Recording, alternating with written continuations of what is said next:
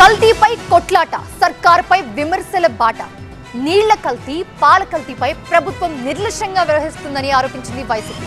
ప్రజల ప్రాణాలు పోతున్నా ప్రభుత్వ పెద్దలు పట్టించుకోవడం లేదని విమర్శించింది. అయితే జరిగిన ఘటనలపై సమీక్ష నిర్వహించామని, భవిష్యత్తులో మళ్లీ ఇలా జరగకుండా చూస్తామని ప్రభుత్వం చెబుతోంది.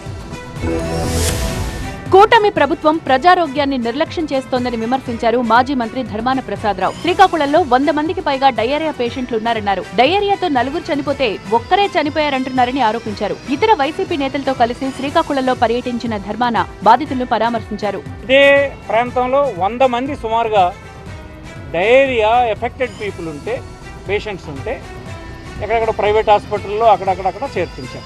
ఎవడి బాధలాడు పడ్డమే. వీళ్ళ 3-4 చనిపోతే వాళ్ళ ఆలోచన ఏంటంటే, ఒక్కడు చనిపోయాడు, మిగతా వాళ్ళందరూ వేరే కారణాల వల్ల చనిపోయారని చెప్తూ ఉన్నారు.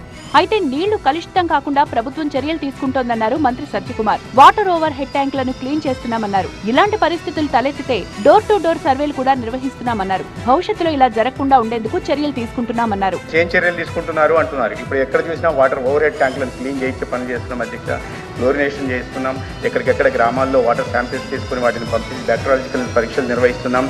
తర్వాత గ్రామంలో ఈ సర్వేలెన్స్ పెంచడం జరిగింది. ఎక్కడైనా ఇది వస్తున్నప్పుడు వెంటనే డోర్ టు డోర్ సర్వే చేయడం జరుగుతుంది. భవిష్యత్తులో డయేరియా బారిన పడకుండా కూడా కాపాడే ప్రయత్నాలు, చర్యలు తీసుకుంటున్నాం. రాజమండ్రిలో కల్తీపాల కారణంగా మరణాలు సంభవిస్తే ఆరోగ్య శాఖ మంత్రి రాకపోవడం దారుణమన్నారు వైసీపీ నేత భరత్. హెల్త్ ఎమర్జెన్సీ వంటి పరిస్థితులు ఉన్నా ప్రభుత్వం పట్టించుకోలేదన్నారు.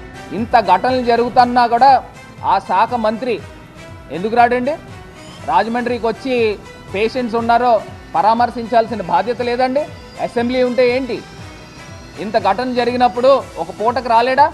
ఇదిలా ఉంటే శ్రీకాకుళం డయేరియా, రాజమండ్రి పాల కల్తీ ఘటనపై సీఎం చంద్రబాబు సమీక్ష నిర్వహించారు. ఆసుపత్రిలో చికిత్స పొందుతోన్న బాధితుల ఆరోగ్య పరిస్థితిపై ఆరా తీశారు. శ్రీకాకుళంలో ఒకరికి వెంటిలేటర్పై చికిత్స జరుగుతోందని, మరొకరికి డయాలసిస్ జరుగుతోందని అధికారులు సీఎం దృష్టికి తీసుకెళ్లారు. ప్రజారోగ్యానికి అధిక ప్రాధాన్యం ఇవ్వాలన్న చంద్రబాబు ఈ అంశంలో నిర్లక్ష్యం వహించొద్దని స్పష్టం చేశారు. ఇలాంటి ఘటనలు పునరావృతం కాకుండా చూడాలని అధికారులను ఆదేశించారు.